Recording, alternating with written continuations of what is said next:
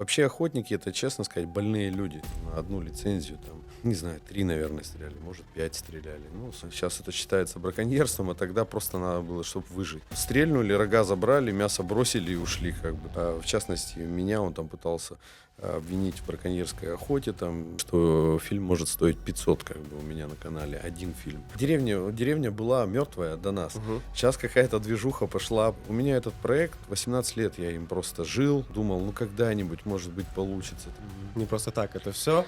Чем вы сейчас занимаетесь? Откуда деньги? Добрый день, дорогие зрители. Меня зовут Александр Семичев. Мы сегодня находимся на канале «Охота в России». Если вам мое лицо достаточно неизвестно, то другое лицо этого канала, Дмитрий Панов, вам давно известно, но сегодня именно я буду его пытать на первом подкасте, как я понимаю, это, в принципе, для канала такой новый формат.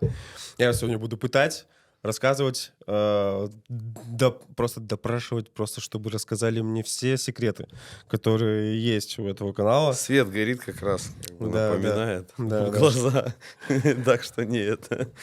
Пока мы живы, я все узнаю. Да, комната темненькая. Все хорошо. Красного бархата не Мы, хватает. конечно, здоровались, но мне кажется, для камеры нужно еще раз друг другу руки пожать. Давно мы не виделись. В принципе, ну и, Дмитрий, сам первый вопрос. Расскажите вообще о себе, кто вы, что вы, чем занимаетесь. Для всех, кто вас, возможно, еще не знает. Ну, действительно, у нас такой формат. Очень много вопросов, очень много комментариев. Очень много всяких судачеств по поводу там слухов, домыслов и так далее. Чуть ли меня там в охотхозяйстве называют мясной король, еще как-то. Ну, в общем, поэтому спасибо тебе за это интервью, что мы его с тобой делаем. Хотелось бы избавиться от всех этих домыслов, слухов и так далее. Ну и рассказать что-то о себе, рассказать про планы, что вообще у нас происходит на канале и что будет происходить. Ну и так вот о жизни поговорить. Да просто поболтать. Ну, Хорошая по обстановка. большому счету, да, а поговорить. Да. Ну и вот уже первый вопрос я задал. Кто вы, что? Потому что нас, наверное, будут смотреть еще люди, которые нас не знают. Возможно, они не знают вас, как канал «Охота в России», потому что рекомендации у нас работают очень разным способом, никогда не поймешь. Кто вы? Да, я охотник в первую очередь. То есть мне охота это мое, наверное, ну, помимо детей, семьи и работы, наверное, на третьем месте у меня это в жизни, это вот охота. Я прямо как начал охотиться, загорелся. Вот, сначала лазил по всяким лесам, по всяким... в общем, очень тяжело охотился у нас на Урале, потому что там идешь, такая всегда трудная охота, идешь, я не знаю, там часов 5-6 за этим лосем, стреляешь его, потом сутки его или двое вытаскиваешь. Такая у нас мало полей и так далее. Это был 2004 год, а потом я съездил в 2008 году один раз в Курганскую область и понял, насколько охота может приносить удовольствие. Не так, что там потом без поясницы и весь это, не знаю, там в поту то продует, то еще что-то, то спишь в лесу. Вот реально просто несколько раз было. Я спал в лесу, на лапнике нарубил просто веток и разжег костер и, в общем, спал в лесу, обнявшись там с собаками. Вот. А потом начал ездить в Курганскую область. Ну, а так я еще занимаюсь немного, не знаю, как это даже назвать, наверное, помощью, да, в сегодняшнем дне и в том, что Россия в чем участвует.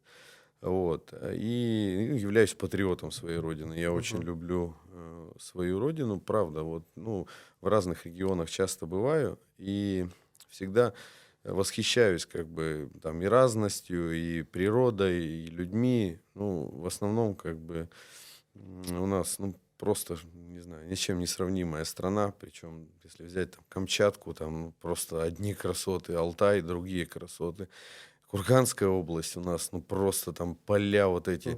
В Казахстан там еще поля, бескрайние поля, когда там, ну, реально не видишь, где там Я представляю, горизонт. я был там, приезжал. Не знаю, мне кажется, нам очень сильно повезло, потому что у нас есть и теплые, да, или Северная Осетия, Южная Осетия, очень такие, ну, классные регионы, там тоже очень красиво, и люди живут прикольные, вообще просто добродушные, очень сильный народ. Ну вот на Кавказе, кавказцы вообще очень сильный народ, потому что по горам там все Ну, детство представляю, да. по, назад вперед походи, там полазь. В итоге что будет? Будет сильные люди рождаются там. Охота сама как пришла в вашу жизнь? Она из детства появилась? Она как-то со временем, когда вы уже взрослели, становились, ну, как бы человеком, так сказать, уже зрелым? У меня оба деда охотились. Один дед охотился просто, чтобы прокормить семью, когда как раз война была. Вот он поедет за сеном и где-то там косульку в Верхневенске, ну, добудет по насту. Вот. Но надо было, сейчас это считается браконьерством, а тогда просто надо было, чтобы выжить. Вот. Второй дед, он был прямо заядлым охотником, Мгм. причем и бабушка моя тоже. И они в войну выжили благодаря охоте. То есть не ставили там силки. У бабушки была какая-то там, ну тогда легальная, наверное, хотя сейчас не зарегистрированная. Тогда и регистрировать-то не надо было. Просто было оружие, Мгм. одностволка. И вот она пойдет, лося стрельнет, а потом уже там с детьми вытаскивают как бы этого лося, хотя это тоже там каралось по закону, ну, кормиться надо было. И выжили, Ну, то есть 7 детей бабушка моя воспитала благодаря охоте. и то есть, Поэтому у меня это, наверное, в крови. мгм. А сами, когда вот первый вот поняли, что охота это ваша, первый раз, когда вы на нее выехали, например, когда, может быть, первые впечатления вот об этой охоте можете вспомнить? Ну, первое впечатление, я на первой охоте добыл зайца. Мгм. И добыл еще рябчика, как бы. И мы добыли, у нас было 5, и добыли еще одного зайца. То есть всего Мгм. добыли 2 зайцев, и я рябчика добыл. Для меня это было, ну, не знаю, счастье, как бы. А где это было у нас? Здесь, в Да, у Ростовской нас, области? да, в Шалинском районе. А как вообще и пришла идея вот этого создания канала «Охота в России»? Как долго она созревала, коротко ли? Может, это было в моменте просто, что давайте создадим, начнем делать, либо это вынашивалась идея долгие-долгие годы? 2 года, наверное, идея вынашивалась. Как произошло? В 17 году мы поехали на охоту, как обычно, в Курганскую область. И, в общем, ну, добыли косулю. Сыну уже было тогда, сколько лет, 13 или 14. Мгм. Я его никогда, ну, не позволял ему там, скажем так, подготовить мясо, да, Мгм. вот, животное. А тут я думаю, говорю, вот здесь надо резать так, здесь нужно так и так далее. Он первый раз сам работал ножом. Но перед этим собака эту косулю догнала, придушила, она страшно кричала. И, в общем, я вообще после этого решил завязать с охотой. В эту охоту мой друг Павел снимал фильм про вот эту охоту, да, Мгм. и потом я фильм посмотрел, мне так стало интересно, я думаю, и начал интересоваться, какие бывают охоты. То есть я, будучи охотником, думал всегда, что трофейная охота — это просто ради рогов или ради шкуры стреляют. Причем мне даже жена спрашивала: ты там хочешь медведя стрельнуть? Я говорю: нет, я его есть не буду, зачем? Пусть живет. Ну, там какого-то там трофейного лося или оленя. Я Мгм. тут даже смотрел какие-то видео или фильмы, думал, блин, такое красивое животное, зачем ради рогов? То есть в моем представлении было почему-то, что стрельнули, рога забрали, мясо бросили и ушли, как бы. То есть, ну, вот Мгм. так, будучи охотником. То есть я дальше, можно сказать, дальше носа не видел, что на самом деле и мясо употребляется там местные в пищу, или егеря, или еще что-то. То есть ничего не выбрасывается. Да, охотник забирает трофей, потом изготавливает из него чучело, как бы трофейный охотник. Мгм. Ну, то есть вот мы сейчас видим трофейная охота, охота с собаками, там, с подхода. Охота с лабаза есть, охота, не знаю, там, на боровую дичь, охота на гуся. Ну, то есть очень-очень много разных видов охот вообще Мгм. существует. И я начал потихонечку интересоваться всеми этими видами охот, там, разными регионами. В одном регионе, там, не знаю, ну, на той же Камчатке, там, ну, медведи, которые там по 3 метра, да, в длину, то есть, ну, трофейные медведи. Где-то на Алтае, опять же, это морал. Где-то вообще там бараны там, якутские. Где-то Марко Поло. Там в Узбекистане еще есть. Ну, то есть очень, скажем так, величественные, красивые животные. И ну, их тяжело достаточно взять. Это Мгм. кажется, что пришел, стрельнул и так далее. Вот. То есть начал интересоваться разными видами охот и затянуло. Но охота ведь это как я понимаю, не основной ваш вид занятия, потому что понятно, что большой канал, 300 сейчас сколько? Ну, 340? 345 тысяч. 345 тысяч подписчиков, А всего но... миллион. То есть у нас еще несколько каналов. Ну, где-то, может, не совсем миллион, где-то в районе 800, может быть, там 900 тысяч. Но, как я видел, есть еще телеграм-канал, Ну да, да. Вот ВКонтакте и все так далее. Это соцсети все, где-то во-первых, 800-900 как тысяч. будто бы это все равно охота, особенно фильмы, которые вы снимаете, поездки там в другие регионы, в другие страны, как там недавно в Узбекистан, насколько я понимаю, летали, или в Таджикистан. Таджикистан. Но это ведь все требует немалых затрат. Мгм. Не просто так это все. Чем вы сейчас занимаетесь? Откуда деньги? Бог помогает. Да, да. Хорошо. Да, да. А если оставить что-то мистическое? Да. Не, ну серьезно, а ты докажи, что не Бог. Ну, я не Рамзан Кадыров. Да, да, да. Заранее. Это всех Вот. шуток. Ну, хорошая же шутка. Да нет, если серьезно, то действительно начинаешь, когда двигаться в каком-то направлении, и Бог помогает, и добрые люди. И вот вспомнилось сразу же это. В 22-м году, это был, сейчас скажу, январь месяц, февраль Мгм. месяц, где-то начало февраля, по-моему, я Игорю Ивановичу Сечину отправил в Роснефть письмо, что вот у нас есть такой канал, вот, и, ну, если есть возможность, поддержите.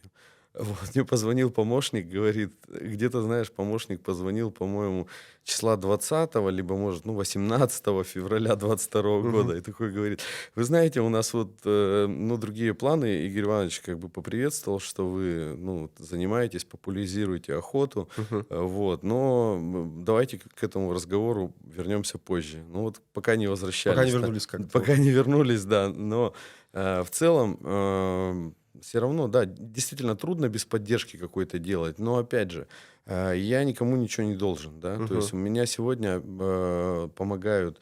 Ну, да, люди помогают. Просто вот у нас донаты, допустим, скидывают люди, да, потом мы какие-то там Мгм. среди них подарки разыгрываем, там, ну, вот кому досталось и так далее. Ну, все абсолютно прозрачно, честно. Мгм. Понимаете, по-разному. Много рекламы не берем. Вот у меня было Это тоже предложение, заметно. там, 3 миллиона. Мы вам даем 3 миллиона как раз в разгар, когда я в этом году строился. Вот. Такой дефицит был очень денежных средств, просто не хватало там. Мгм. Вот. И приходит предложение, там, мы у вас выкупаем пакет 10 фильмов, там 300 тысяч за рекламу, 3 миллиона. Я говорю, скиньте, что нужно показать. Ну, там минута всего лишь рекламы.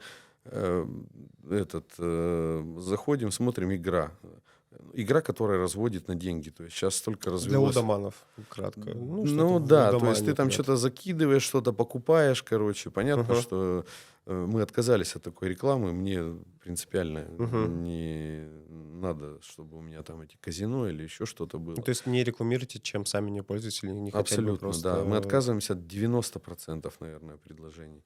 Вот. Либо, условно, люди хотят за 3 копейки, как бы, чтобы их Ну, там прорекламировали. Мы тоже, зачем? Либо, наоборот, это ерунда какая-нибудь. мгм. Но мы, в принципе, берем рекламу, но только то, чем пользуемся. Все около охоты, около туризма, около этого там, снаряжения какое-то. Да, это вот наше. Мгм. Это мы берем. И то мы не все берем. То есть, если мне прислали там прицел, я его посмотрел, думаю, господи, какими руками его вообще, кто его делал, где его делали, в Мгм. каком гараже, как бы посмотрел, ну никакое там, ничего не видно, линзы какие-то тусклые, слабые. Мне просто даже не надо бесплатно его, ни за какие деньги я не буду рекламировать то, Мгм. что откровенное какое-то. Вы упомянули в своем ответе про стройку. Как я понял, осенью 2024 года у вас открылась база охотничья в Курганской, кстати, области, Да. про которую вы уже тоже сегодня говорили несколько раз. Что это за база? Вообще, как долго вынашивался этот проект? Как решились его строить? Потому что, насколько я понимаю, это все-таки и денежная, и энергозатрата в первую очередь. Если так вообще сравнить, это можно проект у меня как ребенок там рос, примерно 18 лет. То есть я в 2006 году первый раз захотел, чтобы было Мгм. охотхозяйство. И по большому счету то, что мы сегодня реализовали, там домики, вкусная еда, фермерские продукты, или наоборот, там какие-нибудь очень, ну, не знаю, у нас там был месяц Камчатки, то есть мы подавали там камчатских крабов, Мгм. подавали креветки и так далее, все, что вот у нас находится на Дальнем Востоке. То есть у меня этот проект, вот 18 лет я им просто жил, думал, ну когда-нибудь, может быть, получится там и так далее. Уже совершеннолетний где-то. Ну да, и вот он, когда получил совершеннолетие, так звезды сошлись, что нам повезло, вот мы стали владельцами охотхозяйства и построили там базу. Но базу мы построили не для охотхозяйства, а именно как туристический Мгм. комплекс. То есть вот мы там развиваем, но он, можно сказать, где-то немножко соприкасается. Ну, представьте, вот едешь и, допустим, там видишь, тут 20 косуль, там 15 косуль. Ты едешь на снегоходе, и, ну, просто приятно посмотреть, детям особенно. Или М, на базу прямо 100 метров вот приходят косули и начинают кушать, мы их подкармливаем, там, начинают мгм. кушать сено. То есть дети видят, ну, классно. Или Мгм. утром выходишь, как бы у тебя там стадо косуль пасется. И это все дикое, то есть это не контактный зоопарк, да, то есть они вышли, ты вышел, точнее, тебя увидели и разбежались. То есть мы там строим туристический комплекс. Мы сейчас Мгм. построили 5 домов. У нас там есть квадроциклы, аэролодка, мы катаем людей. Дальше весна будет и лето у нас будут конные прогулки. Помимо этого катание на сапах. То есть у нас база прямо на берегу. Мы, допустим, ну, вы приехали компанией там, Мгм. или там 3-4 человека. Мы вам дали либо что хотите, лодку, хотите, не знаю, там байдарку какую-нибудь, Мгм. хотите сап. Ну, сап, наверное, уже ближе к июлю, когда уже вода теплая. И, соответственно, вы 8 километров сплавляетесь. Это примерно 4 часа по времени. Дальше в рацию говорите, мы уже здесь, у моста, все, или там подходим к мосту, за вами выехал экипаж, все загрузили, сапы загрузили, вас вернули обратно. За 4 часа вам хватит и насладиться красотами, покормить комаров, если они будут, ну и так далее. То есть прочувствовать все прелести природы, вот удовольствие, и тут же вернуться опять снова в комфортабельную среду. У нас база там со всеми удобствами, с душем, ну, в общем, такие Мгм. семейные домики. Семейный экопарк-отель «Легенды Зауралья». Мы А где он территориально находится? находится получается, 4 мегаполиса Курган. От Кургана 135, по-моему, Мгм. километров, или 125, 120, по-моему, километров. От Челябинска 200, от Екатеринбурга 299, э, и от Тюмени 278. То есть 4 Как на мегаполиса. перекрестке примерно. Ну, получается, они равноудаленные. Мгм. От Екатеринбурга чуть-чуть дальше всех. Но Мгм. по времени это 3 часа, там 30 минут. Ну, не так уж и долго, если Ну да, честно. надо ехать на 3-4 дня, потому что, ну, либо на выходные там заехать Мгм. хотя бы в четверг заехать и там пятницу, субботу, воскресенье провести, чтобы прямо насладиться. Нас Мгм. там очень вкусно кормят. Вот. Еще я А говорю, так что там, получается, прям уже люди, ну, то есть как бы сотрудники живут, насколько я понимаю, которые следят за этой базой. у нас есть дом где-то, ну, по 200 квадратов, и там у нас дом для персонала. Мгм. Вот. А так, да, приезжают, повезло с командой, вот некоторые люди строят, там, хоть золотые унитазы построй, если у тебя персонал Мгм. не обучен, или приходишь в ресторан куда-то хорошее, там, ну, вроде бы меню классное, разные истории, или наоборот, там вот все дорого, богато, кушать начинаешь, ну, ужасная еда, просто ужасная. У меня вот рядом с домом вот такой вот ресторан, там детская комната, все классно, денег просто, ну, инвестировано очень много. Но еда, я вообще в ресторанах ни разу, по-моему, не отказывался за всю свою жизнь, просто сказал, что ешьте сами это. Ну, представь себе, утка, и то ли какой-то салат был горький, то ли, ну, просто горечь, то есть Мгм. невозможно есть. Такое тоже бывает. И еще часто очень люди построили, да, у них даже там меню вкусное, но персонал не обучили, то есть персонал должен быть добродушный, потому что атмосферу там в любом, Ну, люди скажем так, да, создают. куда люди приезжают отдыхать, или любое культурное, ну, база, ресторан, Мгм. это же все равно про сервис, да, про сервис, Конечно. про душу, про атмосферность.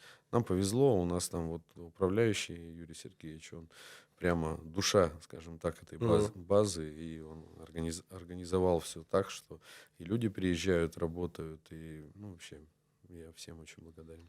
А почему именно Курганская область? Потому что... ну, территориально. Там классно. Мы живем в Екатеринбурге, на Свердловскую область. Мгм. Но нужно ли было ехать для постройки, ну, то есть для охотхозяйства и постройки турбазы в Курганскую область? Вот почему? Первое охотхозяйство. Я здесь не очень хотел. Здесь продаются охотхозяйства. Но у Мгм. нас директор департамента, он не особо там, за развитие. Как бы. Ну, я не вижу, по крайней мере. Да. В частности, меня он там пытался обвинить в браконьерской охоте. Там, на М. меня писал вместо того, чтобы как-то помогать, ну, скажем так, развиваться и так далее. Нет, вот он какие-то там эти кляузы на меня писал. Там везде отказные материалы. Ну, в общем, а в Курганской области там как-то исторически сложилось, что вот сейчас директор департамента, он прямо, Мгм. ну, занимается развитием именно охотничьего хозяйства, охотничьего туризма, охраной и так далее. А у нас там вот лишь бы только там охраной, ну, в общем, не сложились у меня. Я Мгм. не хотел здесь, потому что, во-первых, достаточно, ну, хотя есть тоже у нас, допустим, районы, где и с дичью порядок, но в основном это частные охотхозяйства, где люди вкладывают большие деньги в охрану, во все. А если взять наши там департаментские Ну, охотхозяйства, там, знаешь, там уже мышей не осталось, ну, реально уже всё подвыбили. Хотя опять тоже это не панацея, да, и не аксиома. То есть люди, эм, есть, скажем так, люди, которые там душой горят за развитие, там и сами занимаются охраной, сами занимаются там, подкормкой и так далее. Есть и государственные охотугодия, где и тоже достаточно хорошие и по дичи, и по всему места. мгм. Или охотхозяйства. А как сами в Курганской области? Ну, явно вы общались с правительством, там, ну, как у нас это называется? С чиновниками. Давайте просто обозначим простыми словами. Чиновниками из Курганской области. В частности, видимо, с департаментом, как, наверное, природы или природоведения как-то. Ну, Как они отнеслись к вашей инициативе построить там базу? знаете, губернатор Курганской области, то есть он, ну, видно по нему, он прямо такой, знаете, у него живой огонек в глазах, и он все время там что-то придумывает, там думает, как область развить. Я, ну, сам такой, то есть работаю 24/7, могу, там, вот сегодня рассказывал, что до 5 утра там одним занимался, потом в 4 часа поспал, и уже там надо было другим заниматься. Мы помимо, ну, вот всего там охотничьего, ну, потом, потом расскажу, чем еще занимаемся. Так вот, люди живые, когда как бы у Мгм. них это, знаете, все и получается, да, как бы он заражает, как говорят, рыба гниет с головы, так же и наоборот, когда голова здоровая, как бы там вниз все по вертикали Мгм. расплывается, правильные какие-то шаги и так далее. Ну вот, молодец он. То есть приветствовали. Сейчас есть у нас большие планы построить еще 18 домов на этой территории, чтобы Мгм. это был такой, ну, кластер полноценный. Единственное, что мы развиваемся такими, знаете, одно что-то сделали, потом дальше идем. То есть у нас там фазанья ферма вот сейчас Мгм. будет прямо, ну, можно будет приехать там покушать фазанов, можно будет поохотиться там с Дратхаром, там с Легавой, со своей собачкой. Э, И, ну, у меня уже это было, как бы, была фазанья ферма, и у меня не хватило здесь, скажем так, территории. Сейчас у меня этой территории там хоть туда 5 километров, 10 хоть туда. Вот. И поддерживают. Поддерживают, прямо скажем. То есть, хотя бы, знаете, как вот в районе, там, допустим, какие-то бумаги оформляются, еще что-то, я ну, прямо радуюсь, потому что Мгм. у нас все равно то ли объем большой, то ли люди уже, ну, закостенело вот это вот, знаете, такая... Да хотя, опять же, везде все очень относительно. Есть и у нас хорошие люди, там, и среди чиновников. Мгм. То есть нельзя сказать, вот у нас все так любят под одну гребенку всех. Нельзя. Ну, мне кажется, это неправильно, как будто Да бы всех вообще, под одну. конечно. И в итоге, ну, там, скажем так, среда, которую развивает. То есть губернатор следит за тем, чтобы и АПК развивалась, потому что там такие территории, такие Ну, в огромные принципе, просто. да. Ну, еще же, ну, возможно, вы меня поправите, но, насколько я знаю, Курганская область, ну, беднее, чем Свердловская область. В принципе, просто по многим разным факторам. Как минимум, у нас промышленный край Курганской области, таких промышленностей нет. Возможно, для них привлечение частных инвестиций, частного, ну, то есть это ведь не только развитие охоты, но и развитие туризма получается параллельно, то, что Да-да-да, там у будут нас, строиться. конечно, охота здесь, в части базы, как бы у меня охота идет на второй план. Почему? Потому что я знаю, что у меня стопроцентная загрузка, это начиная там с 20 с 15, ну, с 20 августа. То есть, ну, где-то хорошо не с 15, там с 18 люди заезжают, Мгм. пока там приехали, и вот с 20 начинается охота. И это до конца декабря, то есть, или точнее даже до там, 10 января. А все, что касается, а дальше опять туризм, да, то есть, или Мгм. до этого тоже туризм, то есть как раз ну, вот июнь, июль, когда ну, и тепло, и есть покупаться, и есть чем позаниматься, то людям интересно. А перед тем, как вы начали вообще заниматься этой базой, ее проектированием, ездили ли вы на другие базы? Ну, то есть, их, мне кажется, в России и охотхозяйств, и баз, ну, как бы похожих проектов, они есть наверняка. Ездили ли вы, смотрели ли, подглядывали какие-то фишки, что-то интересовались у других? У нас, я так думаю, что номер один охотник в России это Сергей Мазуркевич, потому Мгм. что он уже весь мир изъездил. Вот тоже он снимает очень хорошие фильмы, ну и сам по себе человек такой хороший, ответственный, четкий. Так вот, ну, я думаю, что, наверное, я, может быть, ну, в сотню-то, наверное, вхожу. Я не знаю, может быть, в двадцатку, может быть, в тридцатку людей, которые объехали уже, ну, достаточно много Мгм. разных охотхозяйств. Конечно, и там смотрел что-то, оттуда что-то взял, там, не знаю, допустим, Валдайская усадьба, там есть, у них там, ну, просто шикарный такой отдых, то есть там прямо, ну, все они там делают, и Мгм. парение, и у них там шеф-повар приезжает, готовит, ну, прямо такое лакшери, скажем так. Есть и другие какие-то базы, но, опять же, я не только в базы упираюсь, да, то есть Мгм. я приезжаю и показываю простую охоту. Вот про канал. Когда вот я подошел, я 2 года вынашивал канал, то есть думал, ну, один фильм сняли, ладно, мне смотреть интересно, зрителю не очень смотреть. Думаю, ага, где ошибка? И вот. Потом начал анализировать как бы другие какие-то каналы, начал анализировать, а для чего вообще мне это вот надо? Ну, вот Мгм. для чего я собираюсь там? Затраты на фильм начинались там от 50 100 тысяч рублей. Сейчас доходят, что фильм может стоить 500 как бы у меня на канале. Один фильм. Это затраты переездка, операторы, монтаж, Ну, все бензин и вместе все вообще вместе, да. смотрю. Ну, трофей еще, если, Мгм. или с трофеем может быть вообще там ну, по-разному. Так вот, и я выбрал стратегию не то, что говорить или там показывать, там, вот я тут с камерой, вот я на охоте, там, вот у меня все классно. Нет. Я начал показывать именно людей, то есть какие у них охотхозяйства, какие у Мгм. них, какая у них дичь, какой зверь, как они охраняют, как они гостей принимают. И думал, чем-то вот я должен быть полезен, потому что любой проект, он умирает, когда это проект для души. Ну, он имеет, скажем так, большой риск умереть в самом начале или там, когда человеку просто Ну, надоедает. срок годности как будто Срок бы, да. годности, деньги закончились, еще что-то, Ну, интерес пропал. мгм. А когда мы это дело стали делать для людей, когда люди стали там вот меня ну, приглашать, стали в охотхозяйство, даже где-то ну, какие-то деньги платить там и так далее. Я понимал, что сначала мы все, вот я на свои, то есть сегодня уже вложение в канал где-то порядка ну, 20 миллионов, наверное, рублей. Вот. И ну, понемногу оно как бы отбивается, скажем так. Мгм. Э, Касаемо, э, ну, выбрана была правильная стратегия, потому что я не себя показывал или там какой классный я охотник, да, а я, наверное, показывал именно охотхозяйство, именно Мгм. людей и дичь. И в итоге это стало, ну, интересно людям. Я очень благодарен. А вот смотрите, когда вы начинали строить базу, когда, ну, уже начал рождаться ее проект, потому что явно перед этим было там проектирование вообще, понимание того, как это все будет выглядеть и так далее.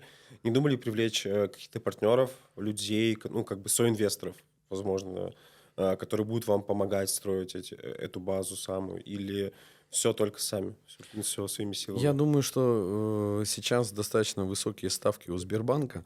Вот. Мы когда просчитывали финмодель, что, допустим, если ты захотел к нам приехать, ну или там у тебя есть 2 миллиона, ты поставил дом, он у тебя за 2,5 года окупился, а потом приносит тебе прибыль, как бы, да. У нас такая тоже программа была, вот, но она есть, но сегодня ставки у Сбербанка, как бы, ну, говорю, там по 20%, а у нас расчетная финмодель была от 22 до 40 примерно процентов, Мгм. ну, грубо говоря, годовых, это вот Мгм. возврат инвестиций. Сейчас я думаю, что вот мы там 5 домов построили, потихонечку смотрим. Мы еще даже и не открылись. Мы технически, можно сказать, у нас Мгм. техническое открытие произошло, там поставили кассовый аппарат. Смотрим, допустим, человек приехал, мы смотрим, где-то что-то может быть там не работает, там какая-нибудь Мгм. лейка, еще что-нибудь там. В общем, смотрим, как бы, как вот оно, какие-то процессы там систематизируем. Понимаем, условно, чем даже людей кормить, как там и так далее. Вот такие всякие вещи, ими занимаемся. Там фермерская еда, вот очень хотел именно, чтобы локализация была, там у нас хорошие есть ребята, они держат и коров, и Мгм. козий сыр, о, не козий, коровий сыр делают, ну вообще попробовали у них, очень вкусно.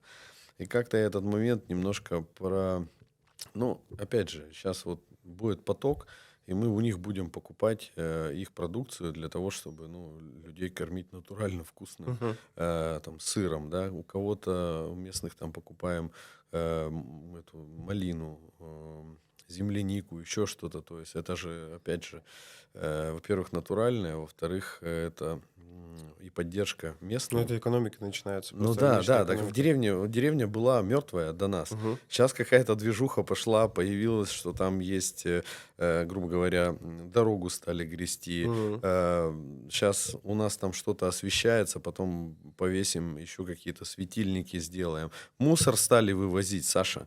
Мы ставим свой прицеп, и местным людям вот в нашей деревне как бы Мгм. говорим: вы сюда складываете все, мы будем увозить, как бы, это, потому что мы оттуда, бог его знает, сколько КАМАЗов убрали только мусора, потому что вся река была просто засрана. Вот по-другому не скажешь.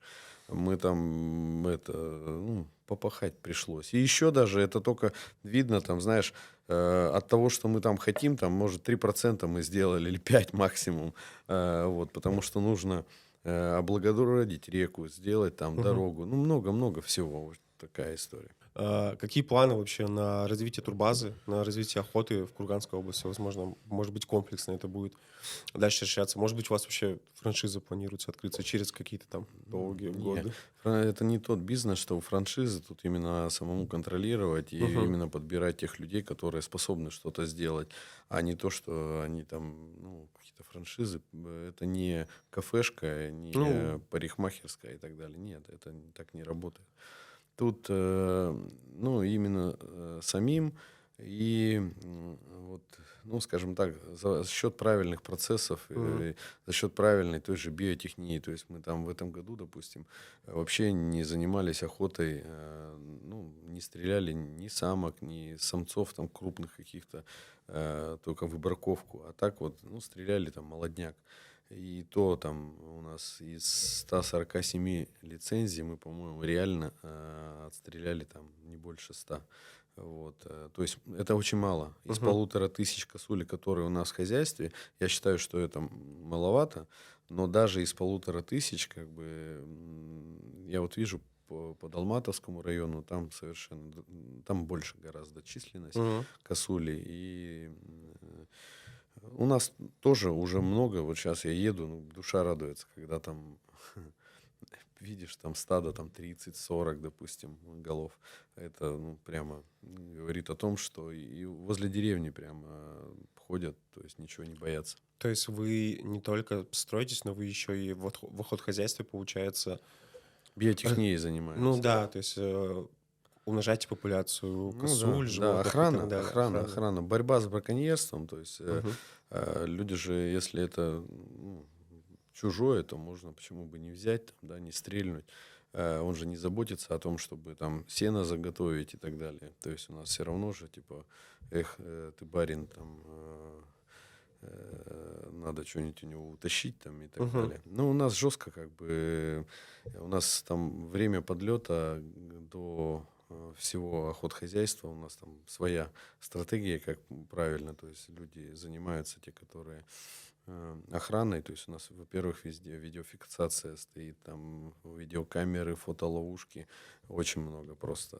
Еще больше, то есть мы еще увеличиваем для того, чтобы вообще все видеть. Мы и так все видим, то есть приходят там каждый, видим, куда машина зашла, куда вышла там и так далее. Ну, такие вот Мгм. вещи. То есть с браконьерством мы жестко боремся. Потому что местные люди, кто хотел в этом году поохотиться, они все поохотились. Там Мгм. мы дали путевки, причем до нас там, ну, так, бардак был. То есть на одну лицензию там, не знаю, 3, наверное, стреляли, может, 5 стреляли. Ну, судя по их же разговорам, Мгм. говорю, с одними. Сколько у вас человек? 10. Сколько вы косуль? Дайте 3 лицензии. Я говорю, а сколько вы возьмете? Ну, не знаю, штук 15. Я говорю, а как так на 3 лицензии 15 косуль? М, Ну, Как типа, так? раньше же да, как раньше, типа, как-то так было, сейчас что-то изменилось. Я говорю, не, давайте 10 отстреляйте, 10 закроем, чтобы все было Мгм. четко. Ну, вот пока так. А зачем вам это все? Ну, то есть заниматься охотхозяйством, бороться с браконьерством, ну, то есть умножать популяции животных, которые проживают на этой территории. Вот. Это же тоже, опять же, и Да физи... больной.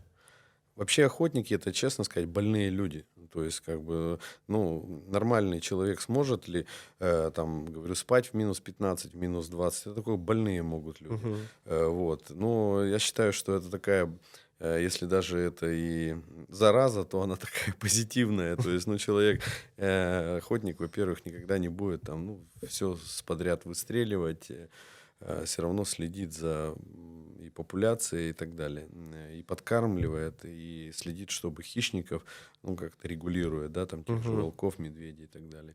Ну, это такая, наверное, да, где-то болезнь, но позитивная болезнь. В отличие там от всяких зоошизиков, которые, ну, кроме там того, что смски там и гадости писать больше ничего не делают. Охотники, они же как раз и самые первые борцы за увеличение популяции и так далее. И таких много людей. То есть я Мгм. сейчас, ну, я такой не один, я не знаю, там 1 000 000 человек, наверное, в России, кто болеет также, следит, развивает. В общем, ну, это хобби, но оно, хобби, опять же, связано как и с социальным, так и с животным миром. Ну, правильно, я считаю, что хобби. А насколько вообще тяжело это все дается, учитывая то, что у вас есть и канал, и множество других дел, которыми вы занимаетесь? Команда, очень важна команда. Вот мне уже 44 года, и когда ты живешь, скажем так, по совести, да, там, по Мгм. отношению, не знаю, там, к сотрудникам, к партнерам, у тебя потом как такой позитивный снежный ком вокруг тебя. Ну, то есть он может быть негативный, когда вокруг тебя одно Г собирается там, к твоим там, 50 годам, а может быть наоборот. Позитивный такой, вот если ты сам создаешь что-то, делаешь людям добро, там оно возвращается, вот как девочки вот этим пишут там в Инстаграме, в запрещенной этой сети, что типа Вселенная помогает. На самом деле так, когда ты правильно как-то живешь, потом начинает Вселенная помогать, да, какие-то вопросы решаются, что-то люди тебе подсказывают, что-то не только подсказывают, что-то делают, ты что-то взамен делаешь.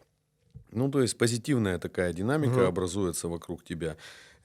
И, ну, это, не знаю, там, мне очень нравится, что у меня там за проектирование отвечает, да, я вопросу об основном, что меня кормит, да, мы проектируем промышленные объекты, то есть это всякие Мгм. очистные сооружения, ливневые сети, канализации, там, котельные, какие-то городские там Ну, получается, насосные не Бог дал станции, все-таки. там, что? Получается, не Бог дал все-таки. Ну, понимаешь, тут, тут Тут как двойной... посмотреть, да. Да, да. Не, ну, скажем так, на самом деле очень много же компаний, которые там проектируют, да, Ну, да. но Бог-то как-то помогает, чтобы мне давали там работы. Вот как-то так. Это только Бог. Ну и добрые люди, я же всегда говорю, и добрые люди. А сколько сейчас человек трудится вот именно на хозяйстве? На Хозяйство и... хозяйстве где-то человек, наверное, нас всех человек 10 примерно, Мгм. кто постоянно там участвует в чем-то, да. А, в- Вообще всего, наверное, мне так сложно оценить. Ну, хорошо, вот то, что касается Ютуба, там еще, наверное, 8-10 человек, да, а иногда и 20, потому что у нас там есть разные там шорты мы делаем, еще что-то там, по-моему, человек 20 или 15 шортистов, ребят, которые делают. Короче, вот всего я так думаю, что, судя по платежам там или по реестрам для Мгм. платежей, вот где-то 100-120 человек там постоянно работают над разными проектами. То Мгм. есть один проект делаю, там человек 15 работает, другой проект делаем, там человек 25 работает, 30. Я только вот вижу реестры и так далее. Отвечая на твой вопрос коротко и ясно, команда. То есть, когда есть доверие к людям, не надо там их ходить, бегать, контролировать, там делать всякие СТП, да, эти стандарты Мгм. технологических процессов и все. Люди сами делают. Я раньше, кстати, этого не понимал. Конечно, есть тоже какие-то там и проблемные вопросы, ну, которые надо решать, и решаем их.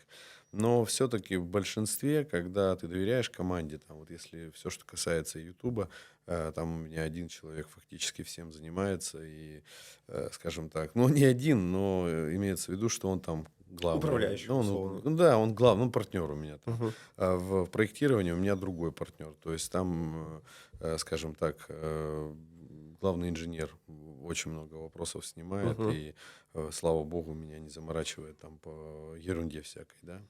Но если серьезное что-то, то да, я подключаюсь. И также совсем. Вот совсем так же. Ну, это большое везение, что у вас есть люди, на которых вы можете положиться. Именно вот так. Ну, то есть, условно, управление и в проектировании недели, и на YouTube-канале, потому что это большие проекты. И, ну, мало ли что может произойти. И не везде нужно влезать именно с ручным управлением. Я же в чатах, я же всегда, у меня с другой стороны информация всегда есть. То есть как Мгм. ты ее организовал, она так и будет. То есть у меня есть чаты рабочие, и, соответственно, я вижу, что происходит, вижу как бы точки контроля и прочие. Красивые слова вот эти точки. Возвращаясь к базе, мы так чуть-чуть ушли с светой разговора. В прошлом году, получается, на такое техническое открытие базы, насколько я понимаю, приезжали ребята из Сербии, братской страны для России. Что им понравилось, может быть, что-то не понравилось, может, они какие-то свои замечания оставили по поводу того, что есть на базе, может, какие-то советы дали, потому что, возможно, они там поездили у себя, что-то видели, что им приметилось в глаза, так скажем. Вот я предпочитаю всегда развиваться как бы, ну, в партнерской такой среде. То есть один человек за что-то отвечает. Вот Мгм. я планировал, что я инвестирую деньги, а ресторанам и переработкой там, ну, не знаю, котлетки, зразы какие-то Мгм. там делать, чтобы, ну, во-первых, людей накормить. У меня будет заниматься другой человек. И вот он шеф-повар, у нас в Екатеринбурге живет.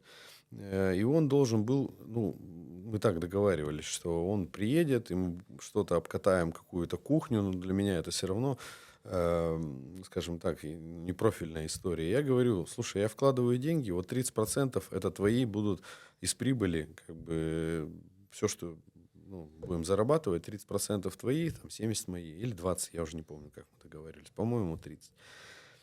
Да, да, да, все договорились. И вот человек меня в самый ответственный момент подвел. Он просто, ну, там трубки перестал брать, еще Отказался. что-то. Ну, не отказался, просто подвел. То есть, ну, просто перестал отвечать там на звонки, еще что-то. Я это все понял, но у меня всегда есть запасной план. Поэтому мы привезли там другого человека, он что-то там приготовил. И попробовали местных, в общем, пригласили там местную женщину, которая в детском садике работала. И когда она приготовила гуляш, м, вот, как раз были братья сербы, они такие, Дима, можно мы сами завтра приготовим? Я говорю, понял, завтра я готовлю. Я сам потом гуляш приготовил, вот именно балканский гуляш, он Мгм. такой, ну, вообще гуляш это венгерское блюдо, да, но у них там недалеко, то есть Ну, там недалеко примерно, ушли, да. да. Ну, есть балканский гуляш, он, в принципе, такой же, ну, там перец, помидоры, но очень вкусно получилось. Мгм. Вот. А сейчас ребята, Юра как-то вот настроил, да. у нас готовят, ну, очень вкусно, такая домашняя еда, еще мы экспериментируем с меню, там, Мгм. ну, придумываем какие-то блюда, там, либо меняем что-то. Ну, и мы пока работаем в таком вот, ну, тестовом режиме, думаем, как это, все эти процессы наладить, чтобы там и закуп продуктов, и хранение, и то, и то. Но в любом случае в этом году будем строить ресторан. То есть у нас будет, ну, не ресторан, а обеденный зал, там 100, Мгм. 120 квадратных метров где-то. И переработка будет, опять же, мяса для того, чтобы, ну, переработка, хранение. То есть вот, Мясо, которое добыли прямо вот на да, этой же, да, получается, да, да, территории. да, да, да, да. Вообще, насколько развита в России охота? Ну, то есть, как бы я человек, который далек от всей этой истории, но там начинаю интересоваться, начинаю следить за чем-то и так далее. Насколько она развита? Много ли в России, так скажем, охотников-профессионалов, которые вот с лицензиями и так далее? Понятно, что есть люди, которые браконьеры, которых Мгм. мы осуждаем. Такое нельзя делать. Даже я это понимаю, человек, который далек от всего этого. Есть ли вообще какие-то, возможно, такие же владельцы баз, как и вы, которые на территории? Есть ли у вас, возможно, какое-то сообщество во всей этой истории? Да тут, наверное, сообщество формируется по каким-то ценностным параметрам людей, да, то Мгм. есть, ну, вот если одинаковые ценности, люди начинают там в какие-то вступать в сообщества и общаться там и так далее. Я, скажем так, никогда не чураюсь там каких-то там простых охот, то есть мне интересно там охота с лайкой, для меня самая любимая охота с собакой, самая интересная охота. Кто-то охотится, допустим, ну, трофейные охотники, у них там Мгм. дальний выстрел, то есть они тренируются долгое время, и потом, не знаю, там на километр или там 500-700 метров стреляют, там, добывают, да, звери. У них там свое сообщество.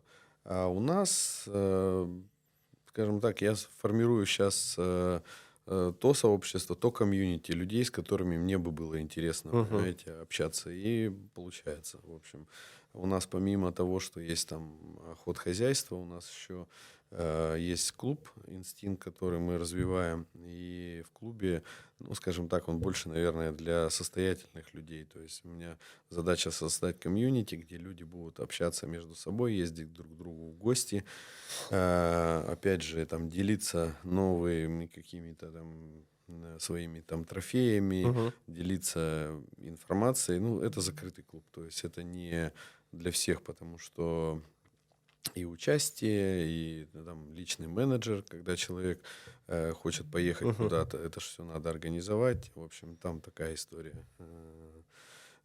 История работает, история закрытая. Вот, потому что Ну, не для всех, но это не для логично, если всех. да. Ну да, да, потому что, ну, мы все разные, то есть разные и по уровню Нормально. Мгм. достатка и уровню этого. И моя задача объединить тех людей, которым бы было интересно с собой, потому что если вот партнер у нас, допустим, в Арабских Эмиратах, Мгм. там, ну, не буду называть кто, но это очень выше некуда. Поэтому в этой стране я имею в Мгм. виду. И где-то еще там в Казахстане это одни люди, в Таджикистане другие. Вот такая история. Интересно. То есть, условно, если человек... Как вот сейчас нас посмотрит, человек такой, хочу Мгм. попасть, понимаю, что, возможно, подойду по параметрам каким-то определенным. Ему вам писать в телеграм-канале? Нет. В первую очередь у человека должно быть свое охотхозяйство. У кого-то их 6, у кого-то их 10 там, и так Мгм. далее. И у меня задача объединить этих людей. Да? У нас там есть ссылка будет там, на запрещенную соцсеть, Мгм. там отвечаю только я. И, соответственно, мы там, ну, это ж, понимаете, как люди знакомятся, да, и смотрят, как бы, как вот им Мгм. там приятен, неприятен человек. Тут, как помните, поговорка «насильно мил не будешь». Тут такая же история, что вот если люди, у них совпадают интересы, ценности, то как бы все получается. И они потом начинают не только же члены клуба не только начинают там друг к другу охотиться, ездить, у них есть какие-то и деловые задачи, да, Мгм. и там какая-то взаимовыручка, взаимопомощь. То есть это, скажем так, такая история, которая больше нацелена ну, на общение. Вот. Мгм. Хотя, опять же, человек, достигший там максимума, у него и так общение хватает вроде бы, да, но на самом деле нет, потому что, опять же, общаться с равными себе и видеть какие-то новые горизонты или там решение каких-то там задач, там, когда вот идет вот этот вот, скажем так, мыслительный обмен плюс деловой, ну, это основное, наверное. Мгм. А вот как раз-таки спрашиваю про другой комьюнити, это, не знаю, комьюнити как раз-таки вот охотовладельцев. Вы вообще собирались все вместе когда-нибудь, ну, чтобы условно со всей России, или там, не знаю, с разных стран, собрались, посидели где-нибудь условно, какой-то тоже Да, выходит? есть клубы, есть разные. Вот. А у нас, я думаю, что мы в феврале, вот сейчас все будут немножко полегче, мы как раз в феврале буду приглашать, там у нас, ну, основная, скажем так, основные какие-то моменты там или обмен информацией, или где я лично отвечаю там на какие-то Мгм. вопросы, это все происходит в Телеграм. То есть люди, ну, у нас есть свой Телеграм, большое сообщество, там практически 30 тысяч человек. И там такое живое общение происходит. Касаемо там клуба, это запрещенная сеть, Мгм. да, поскольку много достаточно людей. Задача клуба какая? В первую очередь объединить людей. То есть сегодня столько в мире просто розни вот этого, ну, все, что происходит. То есть вот эти распри какие-то там. Вот сейчас, допустим, если в Курганскую область раньше ездило много очень иностранцев, теперь иностранцы не ездят.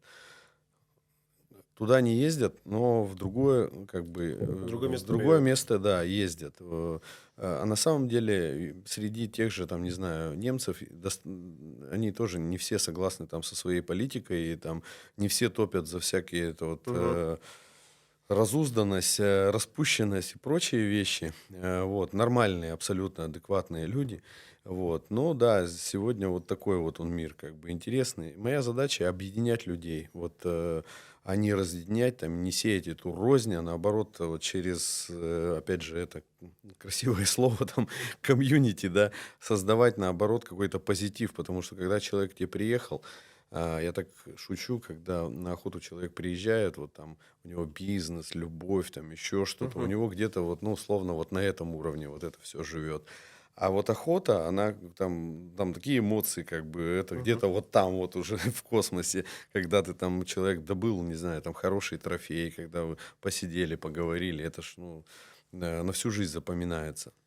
И поэтому моя задача объединить не только там в России людей, да, Мгм. но и там СНГ и дружественные страны. Ну и, к сожалению, те сегодня даже есть, которые недружественные, но люди-то здесь ни при чем, люди-то нормальные. То есть те же охотники, они тоже, ну, кто-то согласен, кто-то не согласен с политикой своего государства. Но он от этого не становится там рыбаком там или Или каким-нибудь, плохим человеком, да, как или минимум. плохим человеком. И задача именно хороших людей, там, скажем так, клуб друзей такой, да, будем говорить. Как раз-таки про комьюнити. YouTube и вообще, в принципе, так сказать, людей, которые создают контент. Вообще, это отдельная каста людей всегда. Как я понимаю, у вас один из крупнейших каналов в России, в принципе, про охоту. А Не, не как, самый крупный. ну, один из как Мгм. раз-таки. Со сколькими людьми из вот как раз-таки из производителей контента вы общаетесь, вообще держите как-то связь? Возможно, как-то, не знаю, помогаете им или советом, возможно, каким-нибудь вам пишут и говорят: Дмитрий, добрый день, как вот там, не знаю, заняться или хочу, У нас, помогите. у нас, Саша, к сожалению, охотничья среда — это такой, ну, все равно эгоцентризм, там, эгоизм где-то и так далее. То есть это люди состоявшиеся, да, и вот каждый знает, Мгм. как надо. То есть достаточно тяжело объединить вот нас, охотников, потому что, ну, все с эгом такие, все знают, как лучше, и, в Мгм. принципе, там, скажем так, люди, которые имеют какой-то опыт, плюс это оружие, это дисциплина, это эм, скажем так, ну, все, что связано с оружием, там, опять же, это ж надо дух иметь, да, то есть Мгм. же ну, Не просто так это. силы там, да, да, вот такая история. Поэтому все, что с этим связано, тяжело как бы объединить людей, в принципе, потому что, ну, там, судя по комментариям, когда вот комментарии Мгм. читаешь, там, вот, вы там такие, сякие, не так, да, это, вражды очень много. Но в целом я вот лично не держусь там за свой YouTube-канал, вот меня только там надо Мгм. показывать. Мы наоборот всех приглашаем. Ребята, мы смотрим и видим ошибки. То есть человек там сделал хороший фильм, мы видим, что это фильм-миллионник, что условно этот фильм, ну, он наберет миллионы, если условно на нашем канале его выпустить, то он там будет, а может 2-3 миллиона наберет. Мгм. Некоторые настолько хорошо делают, мы заходим и смотрим там 20, 30, 50, 100 тысяч просмотров.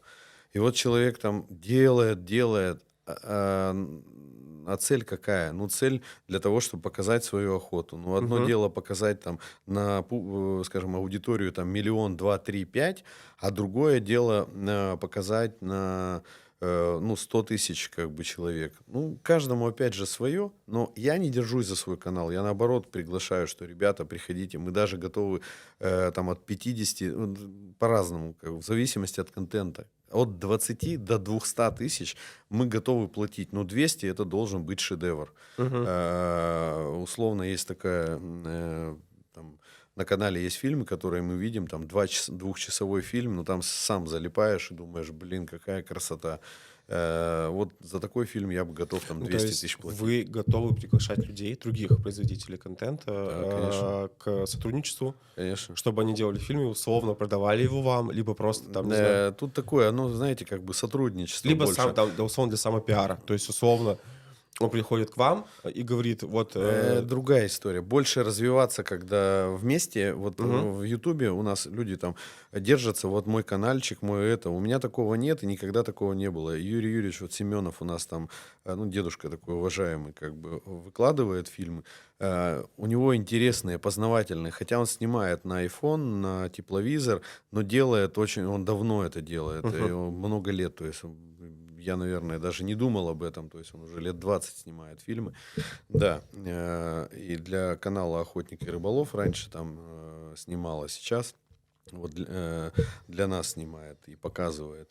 И там действительно познавательный контент у него, то есть прямо он, ну, у него опыт, то есть там человеку уже Мгм. там в возрасте, и он может делиться, книги пишет там. Короче, я не держусь за канал там «Охота в России», да, что прямо вот он мой там и так далее. Присылайте материал, мы всегда договоримся, либо это мы монтируем, либо вы сами Мгм. монтируете, либо вы уже готовый фильм предоставляете, мы отсматриваем и говорим, да, вот этот фильм мы готовы заплатить там 50 тысяч рублей. Мгм. Или наоборот, бывает так, что если фильм стрельнул, там, ну, набрал там 2-3 миллиона просмотров, то мы там готовы заплатить, Сверху. да, либо 100 тысяч готовы за него заплатить, Мгм. если он набрал там, ну, то есть 50 плюс 50, по-разному, абсолютно по-разному. Мгм. Всегда можем договориться, у меня нет какой-то там такой прямо вот либо так, потому что люди разные, фильмы разные. А что это человеку дает? Ну, говорю, в первую очередь, что ваш шедевр посмотрят там не 50, там 20 тысяч, а может быть, если действительно хороший фильм, и да, там еще правильно надо выкладывать, нужно в правильное время Это выкладывать, очень нужно, много же, да. да, нужно, допустим, у человека, он снимает, у него потом раз YouTube блокирует, Мгм. и фильм блокирует, а иногда каналы просто блокирует, потому что он допускает ошибки в процессе монтажа, мы точно знаем, где вот эти ошибки. Ну, Мгм. такая история. По факту это выгодно там, маленьким каналам. Ну, то есть он сейчас, как я представляю, как это может работать. Маленький канал приходит и говорит, у меня есть хороший фильм. Да, Его выпускают, но, опять же, люди же все равно смотрят и понимают, кто это. Пойдут там тоже на YouTube искать его, например. да, ради бога. Я Подписываться только на него за. также Да, в соцсетях и пожалуйста. Я так далее. вот видите, вот как раз вы сейчас говорите о том, о чем думают большинство людей. А как это я же его буду, продвину его там и так Нет, далее. Его будут смотреть другие. Да, не, слава вот богу, это, пусть я наоборот смотрят на хорошо, что это здоровье. для молодого канала, наоборот, это Да, хорошая конечно. площадка для Ну пиара. понял. Вот я вот Да, в да, этом да, я смысле. понял. Для узнаваемости. Да, да, да. Именно так. А у нас наоборот люди думают, да как же я его уже буду продвигать, я его там, ну, условно, популярнее сделаю, Мгм. да господи. А-ля взращиваю конкурента сам себе. Да, да, да, вот такая, да, вот именно так и думают, потому что кому я когда-то там предлагаю, вот смотрю, там, ну, набрал человек там, не знаю, там, ну, 20 или 30 тысяч подписчиков, и все. То есть он проходит заведомо, ну, вот этот вот путь, который мы прошли там его 3 года назад там, или Мгм. 4 года назад, когда с Ютубом было попроще, когда там, ну, все было попроще, да, сейчас тоже есть там свои сложности. Ну да. А человек, получается, ну и зачем терять эти 3 года, как бы, если ты приходишь на канал, ну, выкладываешь фильмы, и, собственно, сразу же у тебя вот такой рост.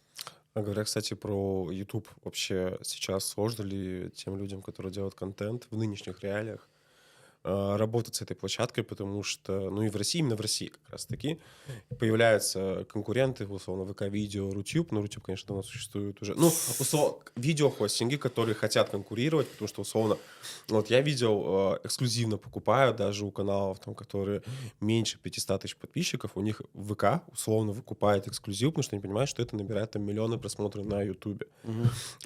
Тяжело ли работать сейчас именно с Ютубом, потому что монетизации нет, объективно. Деньги, ну, как бы она есть, если смотрят из-за рубежа, насколько я знаю. Ну, то есть, как бы капает все равно какая-то монета. Но насколько сложно сейчас вот работать именно на этой черно-красной площадке? Мгм. Да, черно-красный, согласен. Ну, или бело-красный, в зависимости, какая Не-не, там. черно-красный, потому что все равно надо понимать, что это не, с одной стороны, не наша площадка, да, наших противников, скажем так, или конкурентов, помягче скажем. Но да можно работать, и нужно работать. То есть мы сейчас для себя решили, ну, там, ВК выкладываем и YouTube. YouTube, Мгм. точнее, и ВК. Почему? Потому что тот же, ну, действительно, смотреть стало сложнее, потому что Шахназаров, я так обрадовался, когда он поговорил с Владимиром Владимировичем и думал, что будет какое-то ослабление, да, даже пост написал в Телеграме, что, ну, классно, потому что реально мне не нравится слово блогер. Меня аж коробит Мгм. это, потому что блогеры, они себя дискредитировали. Чем? Очень мало, ну, скажем так, на Ютубе, да, или вообще на площадках позитивных блогеров, где там девушкам цветы дарят и так далее. А в основном какое-то хамство, вот это вот чванство, еще что-то, Мгм. то машины жгут, то еще какой-то, ну, ересью и откровенной занимаются, а молодежь это смотрит и так далее. Это как бы, о, это норма. То есть, как бы они формируют норму. Ну, мы же взрослые люди, понимаем, что это вообще не норма. Как бы, да, хайп, много просмотров, от этого много монетизации, рекламодателей там и так далее. Но когда YouTube, скажем так, приглушили, я даже был рад, потому что думаю, ну, блин, э, ну, так, поверхностно был рад. С одной стороны, думаю, да, жалко, очень много времени потрачено, как бы, и мы все равно, ну, создаем контент, который чему-то учит, да, вот у меня Мгм. там 200-300, это только мне написали, это значит, там раз в 10 людей, которые посмотрели, там, стали охотниками или там купили оружие, или думают, там, молодое поколение, да, это все равно патриотизм, это все равно там любовь к природе, это правильное там отношение к оружию, к зверю, ко всему, да. А когда человек просто показывает, как он, извини меня, машину жжет, как бы, но, да, или какую-то дичь там толкает откровенную, а, и думаешь, блин, да и хрен с ним, с этим Ютубом, пусть его не будет. Но потом, опять же, они переходят, ну, просто на другие площадки, как бы, и И то же занимаются самое. тем же самым. Тогда мы, получается, боремся, вот сейчас его там приостановили, боремся не с причиной, да, и не с конкретными Следствием. людьми, там, что, вот, ну, не знаю, как-то этих, наверное, какой-нибудь в монастырь, может быть, отправить их Мгм. там, этих молодых послушников там и так далее, чтобы они там пожили, ну, может, там им немножко в голову что-то эм, в голове немножко поменяют, ну, что хотя бы позитивный какой-то, да, контент был. Вот, но хорошими делами прославиться нельзя, и поэтому получается так, что блогеры в основном выезжают вот за счет вот этого такого грязного хайпа, да. Мне нравятся ремесленники, допустим, еще что-то. Очень много Мгм. в Ютубе полезной информации. Не знаю, здесь это не ко мне вопрос к Роскомнадзору, что именно надо бороться, мне кажется, вот с первой причиной, а не со следствием, да, то есть, может быть, регламентировать, может, еще как-то, ну, не хочу даже об этом думать. А вот когда YouTube уходил, вообще именно по вам это ударило? плане канал, потому что явно до этого была монетизация, у вас там У нас сейчас было бы... фильмы набирали миллионы просмотров. Да, у нас сейчас было бы, наверное, если в деньгах, то если бы все вот не случилось, у нас, наверное, ну где-то около 2-2,5 миллионов по месяцу это был бы доход от Ютуба. Мгм. Вот. Но сейчас такого дохода нет, и бог с ним. Ну, вот пока так. Надеем, может быть, будет лучше, может быть, что-то изменится, тогда хорошо. Но у меня даже было, знаете, такое, вот, опять же, кто-то держится, когда еще вот у нас там все началось, там, в феврале 22 Мгм. года, да, когда там блогеры, вот я смотрел на них, когда одни там начинали визжать что же тут случилось, вот, там некоторые, ну, я забыл, как Висла или, неважно, которые вообще были уже на той стороне, там, и давайте там чуть ли не, ну, Мгм.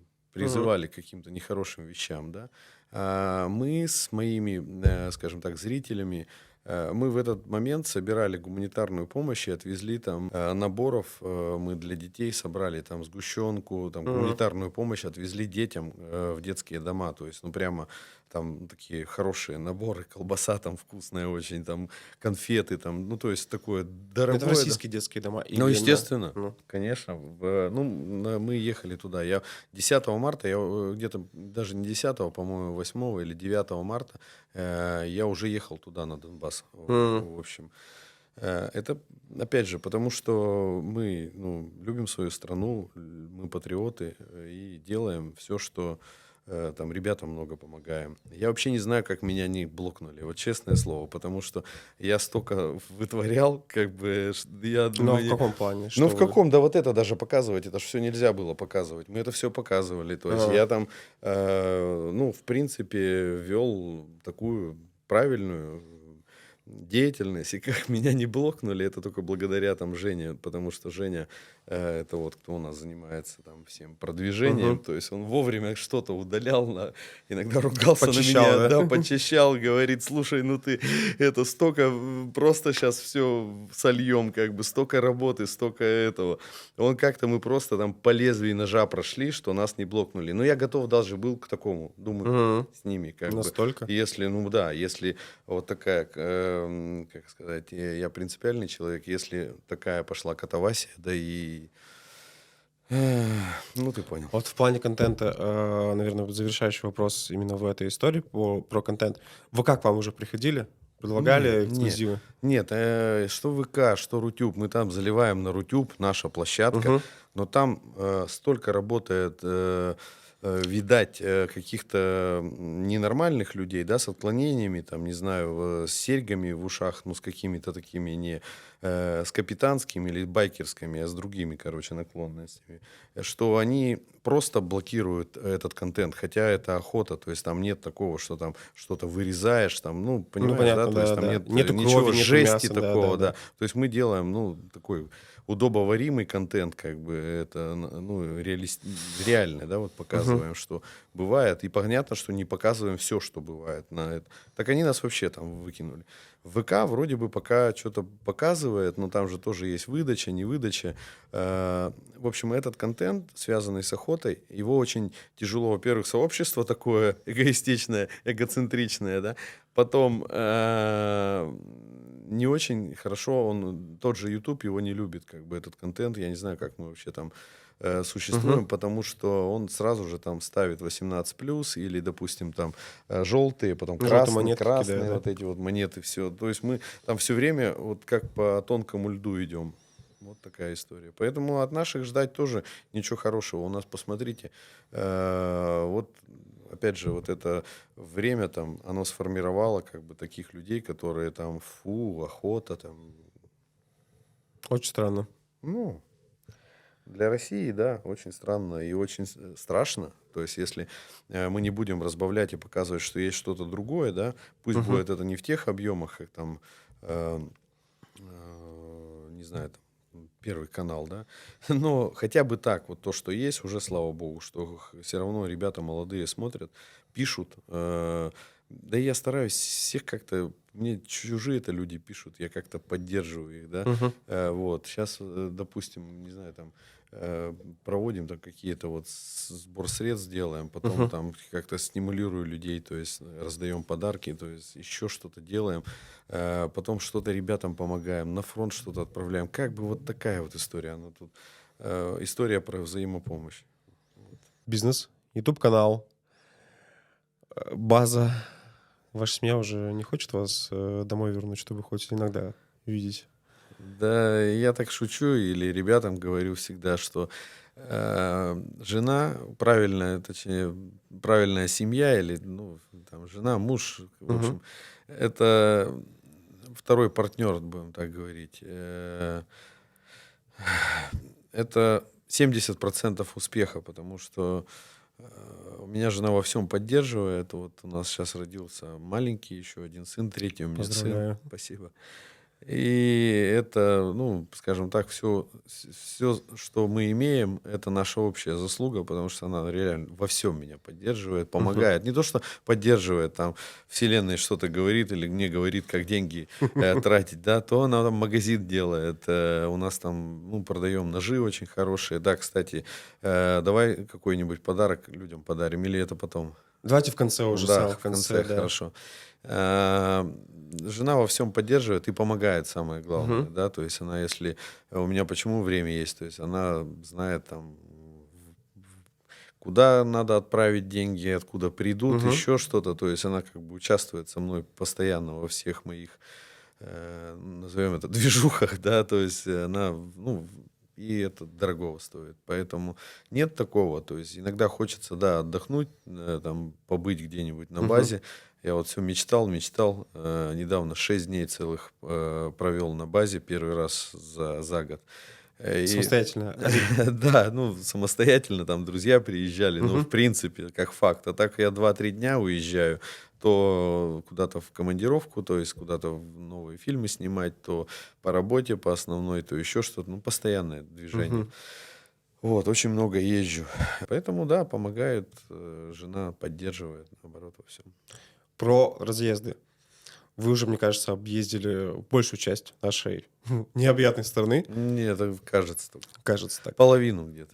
Самые, давайте, топ-3 регионов, которые вам понравились. Вот прям вот понравились, либо топ-3, которые не понравились. Давайте так и так. Да, не сказать, что топ-3. Повторюсь, во всем всю музыку делают люди. Вот приезжаешь иногда просто там, вот я ездил в Архангельск, допустим, да, там Мгм. вроде бы простая избушка, но все равно там парень простой, деревенский парень, ну старается, как бы пригласил меня, сняли фильм, там, думаю, что он сейчас своим заказчикам его отправляет, и к нему сразу же, ну, люди захотят приехать, они же видят, как мое отношение, как Мгм. бы мои впечатления, там, какая атмосфера у нас на охоте была. Вот. И, ну, или там, допустим, меня пригласил человек куда-то, я за 3,5 тысячи уехал, он не подготовил абсолютно охоту, там, ни привады не сделал, ничего не сделал, мы даже перестали общаться сейчас, потому что, ну, мое время он не оценил. То Мгм. есть я потратил 300 тысяч, мы ехали на машине, 3 суток только туда, 3 суток охотились, и все в холостую. Обратно я улетел на самолете, так бы еще 3 дня надо было ехать обратно. Но к тому, что у нас, в принципе, люди часто не задумываются, там вот, не знаю, там ноги забывают вытереть, там заходят в торговый центр, а Мгм. уборщица уберет. И здесь также человек не оценил, что мне там 3 суток только ехать к нему, там, и какие это затраты, собак вести там и так далее. Поэтому зависит от людей, всегда от людей. Или вот я сейчас на Сахалин, допустим, съездил, ну там меня так радушно приняли, мы Мгм. так и порыбачили, и пообщались, и семья замечательная там у Николая. Вот к таким людям, хотя он хороший, простой человек, как бы не, как, с каким, не богач, там, не бедняк, не богач, ну такой средний уровень, работает постоянно, с удовольствием, вот прямо Мгм. это. Я еще, знаешь, по ценностям, вот это, едем, как бы, я смотрю, и Коля мне рассказывает, говорит, я вообще не могу, меня аж трясти начинает, когда там, ну, стаканчик выбрасывают или фантики в машину там и так Мгм. далее. Я такой, тын, такое, знаешь, как звоночек, думаю, да, вот это, Признаки у меня хорошего признаки, человека. да, у меня так же, как бы. И вот тыр-тыр-тыр-тыр прошлись там 10 каких-то основных качеств, как бы, ну, в в делах видно, как человек, или я не помню, он раз этот мусор какой-то собрал или что-то такое сделал, как бы, Мгм. я думаю, что вот совпадает, да. Поэтому по-разному, разные регионы. Вот Сахалин, там, ну, рыбалка шикарная, там рыба шикарная тоже. Камчатка — это уже такой раскрученный как бы регион, там, ну, может быть, чуть-чуть покрасивее, там, за счет вулканов, за счет Мгм. сопок, и плюс там туризм давно развивается, уже как бы развивается давно, там, может, лет 20, 25, может, еще и до этого, как бы, это я только знаю, что 20-25. А на Сахалине он как-то не особо так Мгм. вот развит регион, но думаю, что это вопрос времени. Вот сейчас я А собираюсь куда вы хотели бы съездить тогда? Ну, то есть в места, Якутию, может быть, в Дагестане я не был, потому что в Дагестан, ну, кто-то приглашал, кто-то потом что-то, разные какие-то там Мгм. были причины, еще туда не съездил. Ну, Чечня у нас очень хороший, просто Чеченская республика, как Эмират стала. Да и, знаешь, там вот люди, опять же, и гостеприимство, и, Мгм. ну, все супер, короче. Разные. Куда-нибудь еще поедем обязательно. А в основном вы ездите по приглашениям или по своей инициативе? По-разному, По-разному абсолютно, сейчас, да. да? Если мне что-то заинтересован, то я могу сам кому-то написать, что я хотел бы к вам приехать. Мгм. Либо наоборот приглашают. Ну, больше сейчас уже, когда приглашают, потому Мгм. что все равно я, ну, скажем так, не какой-то там супер обеспеченный человек, и мне приходится всегда считать деньги, потому что, ну, для меня там, ну, представь себе, там, если 2 фильма вышло, грубо говоря, 300, 400, вот 700 Ну тысяч да. шух за месяц, как бы их же надо где-то заработать, они же не с неба не валятся, да. Бог, конечно, помогает в делах, но не настолько, чтобы там Мгм. это. Про как раз таки поездки, подписчики, потому что сейчас у вас 345 тысяч мы обсудили. Ну вот, с набором популярности вы явно к себе еще притягиваете и хороших людей, как мы уже обсудили, но и тех... Врагов, ой, слушай, этих писак, да, у меня в прошлом году, позапрошлом году появился, но тот вообще какой-то отшибленный, либо маньячила какой-то там петушок один, который написывает и написывает то в налоговую, то в прокуратуру, то в Роскомнадзор. Мгм. Время просто крадет мое. Вот. Но в этом году мы сейчас ответим, как бы его начнем время красть, потому что у него А, там... настолько? Да, конечно, это какой-то... появляются маньячилы, как бы, и вот начинают это. Либо у нас сейчас егерь, который там был сам пойман на э, несанкционированной охоте, скажем так, Ваш мягко. егерь. Да, в нашем хозяйстве. Он потом сейчас вот тоже пытается там какие-то писать на меня заявления. Ой, этого, слушай, я уже к этому привык. По 30-40 иногда заявлений в год. То есть там от всяких, то от зоошизиков, то от Мгм. доброжелателей, то вот директор департамента, говорю, давай там на меня строчить, там вот он охотился не так. В общем, ну, слушай, я к этому уже привык, этих городских сумасшедших, их очень Но это же много. все равно придет время. Ну, условно, приходит запрос, там, не знаю, Ну, конечно, в это надо прокуратуру, прийти, это там, ну, объясниться. объясняние, да, фу. Да, это. Слушай, Саш, я к этому философски отношусь, понимаешь? Это вот как с этим, с блогерством, ой, с блогерами, точнее, когда говорю, там немножко Мгм. стало им страшно, вот, до этого там были такие короли, там, и так далее. А когда что-то случилось, там, ну, я про февраль Мгм. 22 года, то они как, извиняюсь, тутки, да, там давай и на той стороне, там за ту сторону топить, да, разные, короче. И это тоже такое, это все проходит, вот эти вот все, эм, я их называю предатели и диверсанты гребаные. Мгм. Вот. Это все, знаешь, есть такой хороший стих, разная у смерти есть размерность, коей мы за жизнь земную платим, лучше быть повешенным за верность, чем расстрелянным за предательство. Вот. Понимаешь, тут такая же история, когда люди себя показывают, да, Мгм. и не знаю, у меня зритель, который, наверное, меня чувствует как-то, понимает, да, что вот какой я человек, что я делаю. То есть у меня, ну, не сильно, наверное, получается, да я не стремлюсь там, знаешь, вот это вот, ну, пиар какой-то там, Мгм. трэш какой-то там, вот это вот снимать, там, гадости какие-нибудь, да, для того, чтобы канал там сильно вырос. То есть я вот иду какой-то своей там дорогой, потихонечку развиваюсь, и всегда так, во всем. То есть я там, если говорить про основной бизнес, я тоже не бегаю и не говорю, дайте, дайте, дайте, дайте, как Мгм. Зеленский там по Европе, да, там работы. Мне как-то одну работу сделал, потом раз перешел на другую, ну, как-то вот так, спокойно. То есть я не стремлюсь, знаешь, там, к каким-то миллиардам. То есть вот как-то так живу спокойно. И это вот все вот эти вот писаки и так далее, они в своей же лжи, в своей же вот этой э, желчи, аспиды, как Мгм. бы, они задохнутся, вот и все. Ну, Как говорит Владимир Владимирович, вот, мы, говорит, в рай попадем, а вы, говорит, в аду гореть А будете. часто ли вообще подписчики вам пишут? Ну, то есть, в группе ВКонтакте, в Телеграме, возможно, в личные сообщения находят как-то ваш контакт. Спрашивают о чем-то, просят Постоянно, совета. постоянно. То есть это достаточно тяжело. Вот это как бы, ну, опять же, взялся за гуш, не говори, что ты не дюж. И иногда в день приходит 200 сообщений. Я не успеваю ответить. Сейчас я, наоборот, стараюсь где-то подсократить как бы круг общения, потому что я просто не вывожу. Мгм. Ну, все равно человеку, он спрашивает какой-то вопрос, какой прицел там, или, не знаю, вот такая ситуация с собаками, что бы посоветовали. Я отвечаю, как бы, пока стараюсь отвечать.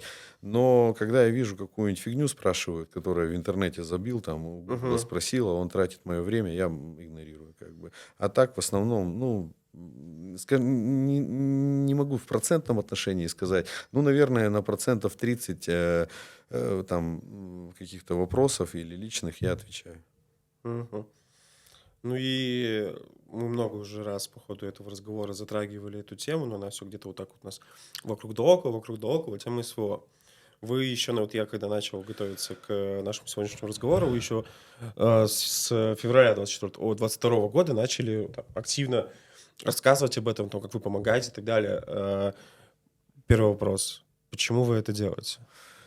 М, Смотрите, вот для того, чтобы общество, вот сегодня жили мы ну, в том, скажем так, мирке, там, и для этого кто-то живет сегодня в окопах. И, конечно, нужно Мгм. все равно помогать, как бы, да, государство помогает, да, там что-то было правильно, что-то неправильно, я имею в виду в самом начале, когда все началось, да, ну, и там, это, у нас же все кухарки, да, знают, как надо себя вести и что делать, вот. Я для себя выбрал сразу же, как бы, ну, у меня и не стояло вопрос выбирать Мгм. какую-то сторону, да, но я сразу же начал там с первых дней как-то стараться помогать. Почему? Потому что, э, во-первых, у меня там очень много друзей, есть Мгм. братьев, кто сегодня там, и поэтому мне нужно, ну, что-то делать, чтобы, да, там говорят, я вот плачу налоги, а дальше меня не интересует. Неправильный подход, я считаю. Все равно Мгм. надо в этом участвовать, жить, а иногда какие-то просто, знаете, там, ну, человеку ногу повредило сильно, как бы, да просто вон я позвонил ему, говорю, слушай, это где ты, он там-то. Я говорю, сейчас приедет, там привезли пакет продуктов каких-то, ну, понятно, что кормят хорошо в больницах, но в госпитале, но все равно каких-то ништяков привезли, там, ну, какие-то, вот знаешь, потом, когда еще, ну, перебои там какие-то были, мы там то спальники отправляли, Мгм. то еще что-то постоянно, это важно, я считаю, ну, для русского человека. Вот А так. если посчитать, сколько вы уже Но это потратили? все вместе, вот плюс-минус, там это где-то за 10 миллионов. Ну, За все это время. самое затратное, что вы отправляли туда? Слушайте, вот квадрокоптер, допустим, один, он стоит там 1 000 000 рублей. Как бы это затратная, незатратная часть. Ну, Когда гуманитарку возили, где-то ушло, по-моему, 1 600 000 и миллион, там, ну, 1 700 000 где-то. мгм. Затратная, незатратная, затратная как бы история. Я своих вложил, ребята отдали, по-моему, 1 000 000, а я в своих где-то вот 650-700 тысяч вложил. То есть я всегда, ну, своих вкладываю прилично денег. Мгм. Ребята поехали там куда-то надо то-то, как бы, ну, можно просто деньги отправить, они сами там куют, еще что-то. По-разному, слушай, по-разному, в зависимости от запроса там и так далее. Сейчас даже немножко, знаешь, об этом говорить стыдно, потому что очень много кто и спекулирует на всей этой теме, кто вот сегодня там что-то делает, мошенников очень много, просто очень много мошенников. Мне даже недавно пишет там человек ВКонтакте, типа, вот мы оттуда-то вот собираем, как бы я уже там думаю, ну ладно, как бы это сначала не ответил ему, потом ответил, что мы своим помогаем, потом, а мы что, не свои, думаю, ну действительно. Потом раз человека заблокировали, то есть удаленный Понятно. контакт. То есть это был мошенник просто, как бы. Причем так рассказывал, это красиво, Очень что сладко, да? очень сладко, да. Я 2 раза уже велся на этих мошенников, и одному отправил 30 тысяч, он там обещал мне привезти там определенные эти штуки, короче. Ну, так, это, там, да, ладно, не будем. Это никто не застрахован, как бы, а потом Мгм. оказалось, что он сидит там где-то в Кингисепте и так людей разводит.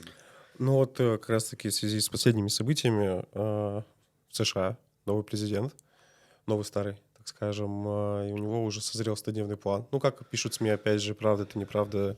Да ничего Вопрос, конечно. хорошего не будет. Я думаю, что он будет гнуть свою линию, а мы со своей не свернем, вот и все. Мгм. Ну, Я имею в виду, что легкого чего-то не будет. Конечно, все ожидают какого-то там, ну, чуда, да, но я так думаю, что чуда прямо такого не случится. Но случится, может быть, какие-то договоренности, которые там устроят и нас, перемирие может, условно. вряд ли. Перемирие нам не нужно, как бы оно нужно для, ну, это будет перегруппировка просто, Для чего-то большего. да, то есть нам вообще это не... В общем, я здесь не хочу углубляться, потому Мгм. что это, говорю, так легко здесь рассуждать об этом, а когда ты Когда там. видишь там, условно, вот у нас есть президент, да, и он видит картину, вот у него целиком там информация отсюда, информация оттуда и так далее, когда у него картина общая, и он понимает, где там слабые стороны, тут, знаешь, со своим-то разобраться иногда Мгм. думаешь, а вот это как, а это как, то есть люди готовы там разбираться с целым миром и говорить, как надо жить, но у себя дома, извиняюсь, туалет там починить как бы забывают или почистить лишний раз. Вот лучше туда не лезть, там есть у нас верховный главнокомандующий, который вполне справляется со своими задачами и даже Ну и, наверное, больше. один из последних вопросов на сегодня нам еще, ну прям такой глобальный вопрос. 2025 год у нас наступил уже февраль, совсем скоро. Наверное, о планах-то, наверное, ну потому что планы имеют свойство не сбываться, особенно когда о них публично рассказываешь. Но все же, э, какие у вас цели? Цели все-таки поставлены на 25 год, чего бы вы хотели достичь и, там, не знаю, дойти до чего-то в этом году, ну и чего бы, наверное, хотели пожелать своим же подписчикам в уже наступившем и месяце, пройденном 2025. У нас сейчас уже на следующий год у нас вот, ну, основное там по базе это трофейная охота, да, у нас, Мгм. ну, очень действительно выдающиеся трофеи по косуле, по лосю. Так вот, ну, в основном по косуле. И у меня сейчас задача, у нас 50% уже загружено всего этого времени, да, там, Мгм. ну, ограниченное количество времени. Месяц всего лишь на трофейную охоту. Вот 50% у нас загружено, сейчас 50% мне надо еще то, чтобы зарезервировали, и я за, скажем так, за охотхозяйство не переживаю. У меня будет основная задача в этом году там достроить ресторан, ну, ресторан Гроб-Каска, Мгм. обеденный зал с хорошей кухней, там, вот, построить баню и построить еще там, ну, 18 домов, да. Вот у меня задача на этот год. Касаемо проектирования, ну, как-то идет и идет, то есть мы там не отказываемся от каких-то новых там хороших проектов, но и говорю, что мы ни за кем не бегаем, там одну работу закончили. То есть я, знаешь, Саша, я вот уже мне 44, раньше я там планировал, там, знаешь, приглашал этих коучеров, там, Мгм. стратегические сессии, вот это вот все. Мутатинь, я ее всю прошел, как бы мне она не интересна. То есть я сегодня живу как бы в каком-то, знаешь, в поступательном таком ритме, да, темпе. И происходит, хорошо. Если нет, то здесь произошло. Здесь, ну, что-то хорошее, да. Здесь что-то просело, здесь что-то подтянулось. Я как бы так живу, знаешь, там сильно не загадываю, мне надо, там, не Мгм. загоняю себя в какие-то там рамки, и чтобы меня там просто там разрывало, если что-то не получается. Потом ты же начинаешь нервничать там и Мгм. стараться там обогнать и перегнать, да. Вот. Я живу спокойно, как бы. Вот мне главное, чтобы семья была жива, здорова, да, чтобы мелкие росли. Ну и чтобы потихонечку все развивалось, вот то, чем мы занимаемся, Мгм. да. Поэтому буду также снимать фильмы, буду также встречаться с А друзьями. вот как раз-таки про фильмы какой-то, возможно, уже есть заготовленный план на 25-й год. Возможно, расскажете, чего стоит ждать в 25-м году в плане контента? Э, И есть какие-то задумки, может быть? Э, Это всегда, ну, такая история, как бы. Мы обязательно поедем на Сахалин, возможно, Мгм. 2 раза в этом году, да. Дай бог, обязательно поедем в Чеченскую Республику на тура. Может быть, заедем в Дагестан и в Мгм. Южную Осетию. Вот, кстати, привет большой Алану Эдуардовичу передаю. Это президент Южной Осетии. Он прямо, ну, не знаю, меня вызывает уважение этот человек. Он, ну, скажем так, постепенно республику развивает как может, как-то приятный очень человек. Дай бог, приедем к нему в гости снова в этом году. И приедем также, говорю, в Чеченскую Республику к моему другу Мгм. Шервани, там, Сулейману, ну и всем остальным братьям. Посмотрим. Таких вот я прямо говорю, что не строю планов. Вот у Мгм. меня сегодня э, я буквально жду там одного-два момента. Я, возможно, улечу в Сербию сейчас, вот на этой неделе. Я даже Мгм. билеты еще не смотрел, но я такой легкий на подъем. Мне надо, чтобы там все сложилось, то, чего я хочу сделать, как Мгм. бы, и все, я бжик и сделал. А если когда планово это делаешь, потом что-то не получилось, кто-то что-то не доделал там и так далее, и ты нервничаешь, тебе и вылетать надо. И, ну, в общем, я стараюсь сильно не планировать, вот. Э, Что еще? Да, как-то будем жить, будем Мгм. посмотреть. Ну и пожелания для подписчиков, потому что это самая, мне кажется, важная составляющая, которая будет смотреть этот подкаст в том числе. Да.